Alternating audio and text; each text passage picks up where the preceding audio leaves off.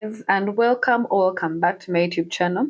And today I want to tell you guys a story of a time when I wanted to get a job so badly that at the end of that line of trying to get that job, I suffered the worst case of depression known to man. Now, keep in mind the reason why I'm telling you this story is because of the new friend that I made in my previous episode. The reason why I'm telling you this story is not the reason of the depression, right? Now, remember in my previous episode, I told you guys that I have a fear of making new friends, and rightfully so, right? Now, this gentleman that I made friends with kind of reached out to me after that whole ride. I saved his number, texted him, just because, I wanted to show how appreciative I was for the help he rendered me when I was at school. And he gave me a lift, and I thank God for that, right? Now, he recently reached out and was like, "Hey, can we meet? Can we talk?" And me, I'm a very skeptical but sharp. I first asked him, "What are we going to talk about?" Like that we can't talk about on WhatsApp because we haven't built a rapport whereby I know what we are going to talk about. If you say, "Hey, can you come out and we talk?" Right? So I am kind of conflicted about going for it, but this is why. Now, 5 years ago, I was just joining S6 vacation. I was just fresh out of S6, just coming to the real world. I didn't know a lot of things. I just even actually gotten my very first legit smartphone. I say legit because the one I got before that one was terrible and it broke apart like teeny. It fell down one day and it was just in pieces. And that was just after a few days of getting it. So it wasn't my legit, but this one was the legit first smartphone that I got, right? And at the time I was young, I had just gotten a smartphone. So, I'm going to do the basic things of what someone who has just gotten a smartphone will do. I spent a lot of time. And not only I, my brothers as well.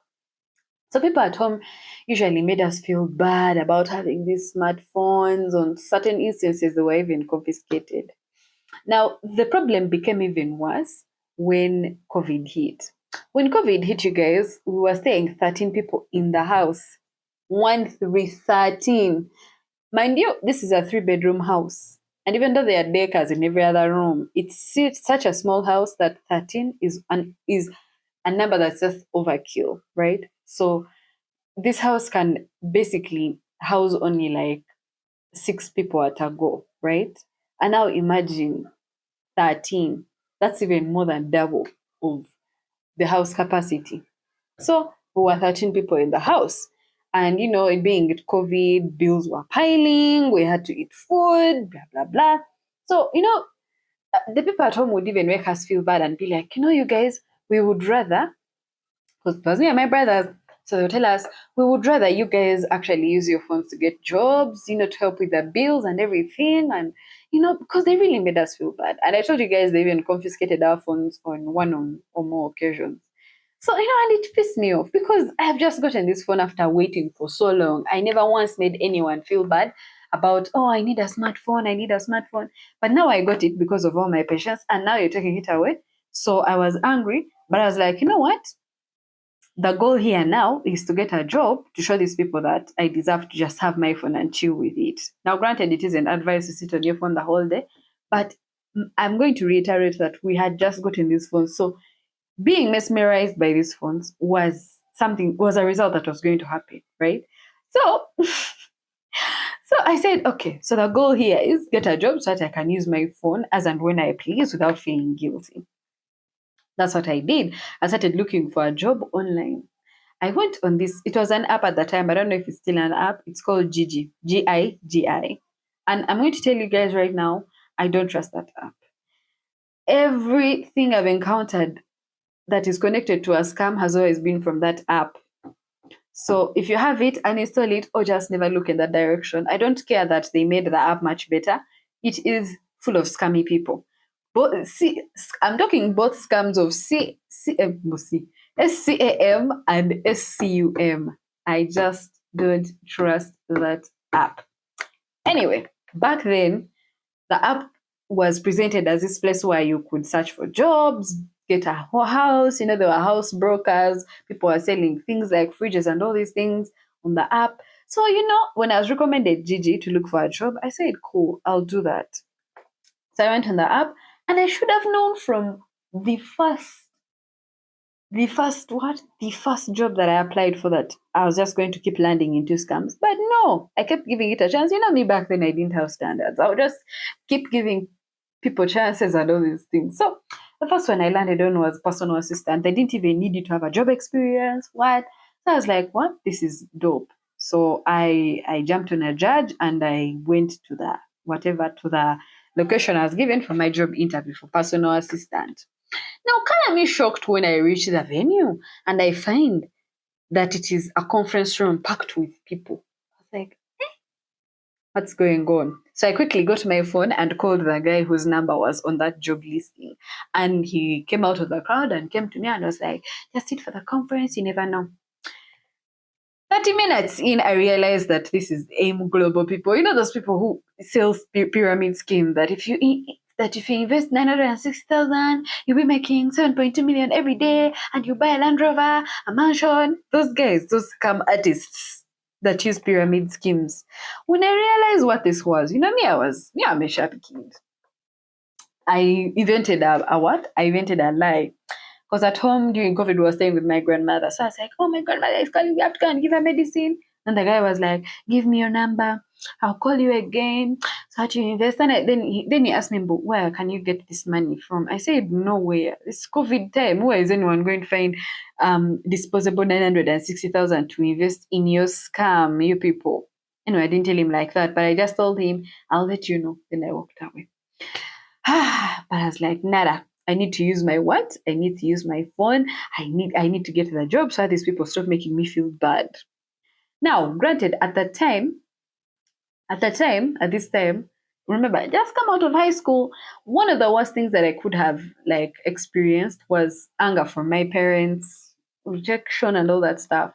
So whatever I did, I would try to do carefully so that my parents would not like be angry at me. Because remember, initially, the reason why I'm even out here looking for a job is because we are being told at home that we are not doing anything to help around. So I was like, I might as well help around by getting like the a job, because already even the helping out I was rendering, like maybe cleaning the house and all the chores and everything, it seemed not to be enough. So I said, if I got a job, maybe these guys would get off my back. So that's what I did. Now I jumped back onto Gigi, like I didn't learn my lesson. And I did what? I looked for another job. Now this is another I there's another one that I saw that looked really legit and wasn't a pyramid scheme. Now, by the time I got this job, at this time the what? The COVID ban on transportation had now set in. There was no more moving, there was no more like taxis, borders. So when the person whose number was on the job listing told me we had to meet up, I told him I couldn't because I can't, walk to town. So I was like, it's okay, me let me what? Me let me come somewhere near home and then we can meet up. So that's what I agreed. I was like, cool. Let me what? Let me go. Let me go with let me go with my brothers. We walk there, meet the guy and whatever. Now the only reason why I went with my brothers was because I was like, I do not want to go and this guy essays me, right? Essays me, like I don't want him to take advantage of me. So I walked with my brothers and we went to the place. Now I should have known by the shifty mannerism, whatever, by the shifty mannerisms of this guy that this job was already a scam. Should have known, but nada. All those red flags, I was ignoring them. So this guy needed a way to isolate me. He lied to me. He told me, you get the LC1 chairperson's letter and get a copy of a national ID. Now back then I didn't have my ID. So he asked me, whose ID can you get? I told him my brother. He was like, no, that one is really young. You get what? You get like someone older. So I got my father's what? My father's copy of the national ID. Now this time I felt confident, but I trusted this guy. This is why I trusted him. He came with a shirt that had an insignia on it. It had like a badge of the job he was actually talking about. So I felt like the need to trust him. So I go home, get the LC1 letter. I told my father about everything. He was like, oh, cool. If you're getting a job, dope as if. So I'm like, cool. Now, the next day I'm there cooking. I'm enjoying cooking and all these other things. Then he calls me abruptly and he's like, I'm here at this place near home. he was near home. You come, I take you for uniform measurements, then we go to office and we sign you in. So I said, you know what, this is probably going to take like 20 minutes. So let me go do the uniform measurements and then come back. Now, and the food will not be ready even by then. Stupid me. So I went. Remember, I told you the guy needed to isolate me. So I went. He made it really seem urgent. And remember, guys, at the time I needed the job. So I went with this guy. He what? We went to a place. He no, I found him. Then I found him in a vehicle. I found him in a car. I thought it was really a company car. The way he seemed like he knew the person who was driving us. So I entered the car. Then he's like, "So we're going to go measure the uniform." Blah blah blah. I said, "Okay." And again, what made me not fear is the fact that I was in the car with another person. I don't even know why that wasn't enough. So I did what? We went. Now, when we were going, I realized we were moving far and farther away from home.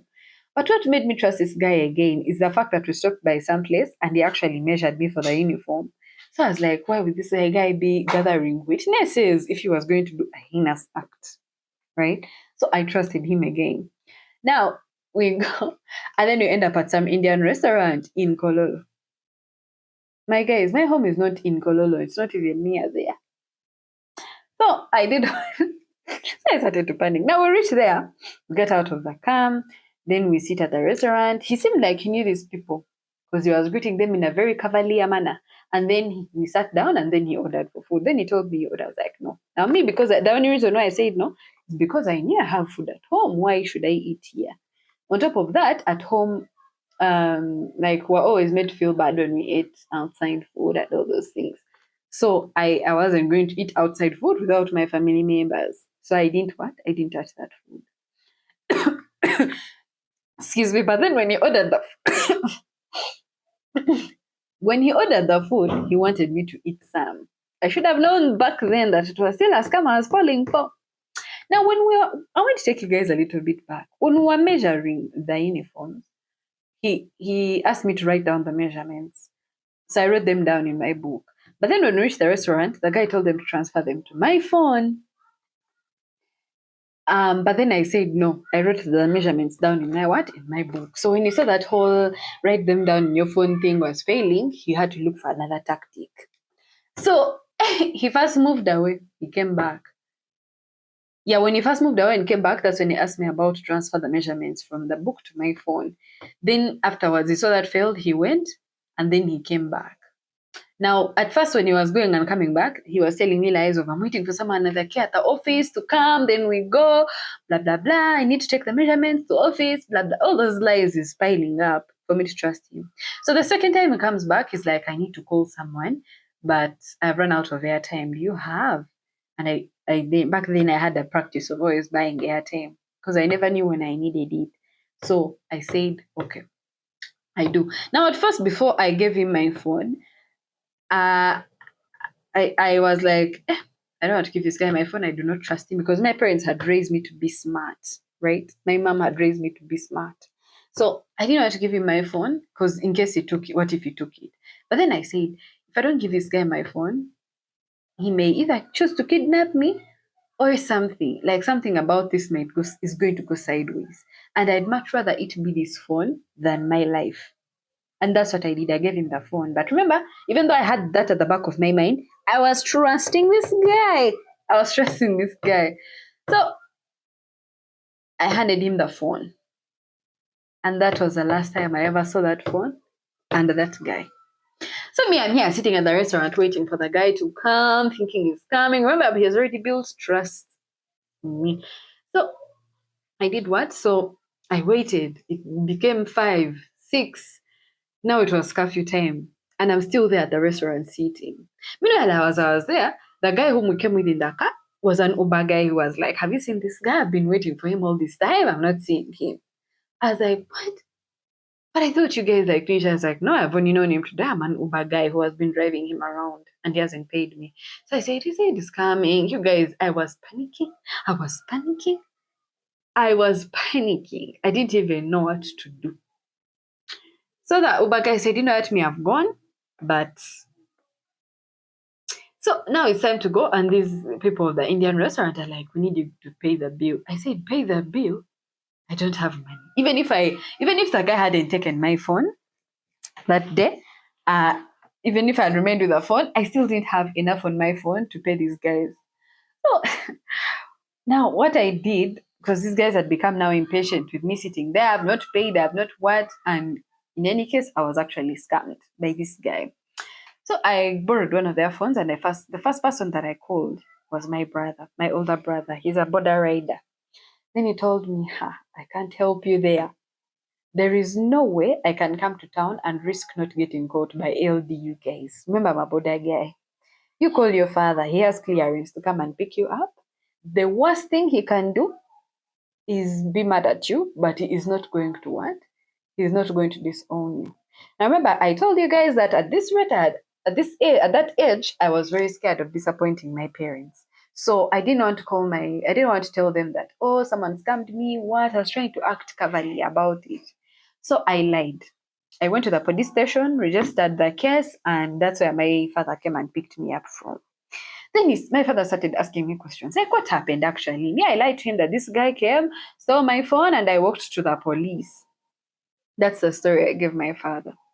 So the next day, these people at the Indian restaurant, they keep calling my father and asking him that where this girl called you yesterday and said to call you when we need you to pay. Why aren't you paying now? I didn't mention to my father that I'd gone to that restaurant. So my father was like, something is not adding up. These people are calling me, they're saying you called, and indeed this is the number you used to call me. What? What's wrong? I lied. Remember, guys, I was fearing to disappoint my parents. So my father, being the noble, sorry, I'm smelling if there's food burning. Anyway, being the noble person he is, he starts to investigate to find out. Anyway, long story short, he found out the truth by tracing all my steps and getting the what? The security footage. And then that after doing that whole investigation, we went home and my father caned me.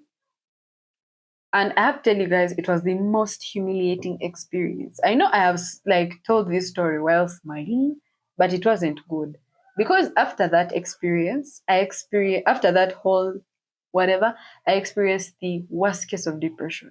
I had insomnia, serious insomnia, guys. I'm not trying to throw the word around. I had serious insomnia for 2 months. I couldn't sleep. I couldn't even get out of bed because of how depressed, severely depressed I was. Now,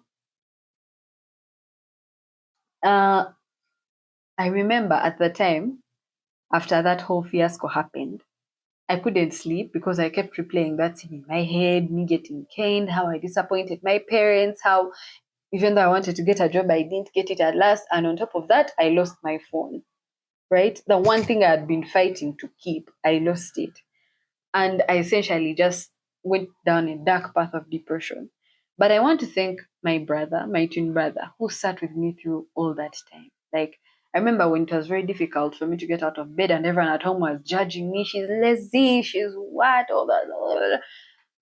My brother sat with me by my bed to make sure I was okay, to make sure that there wouldn't be a time where I would wake up contemplating death. I mean, it wasn't like that never happened.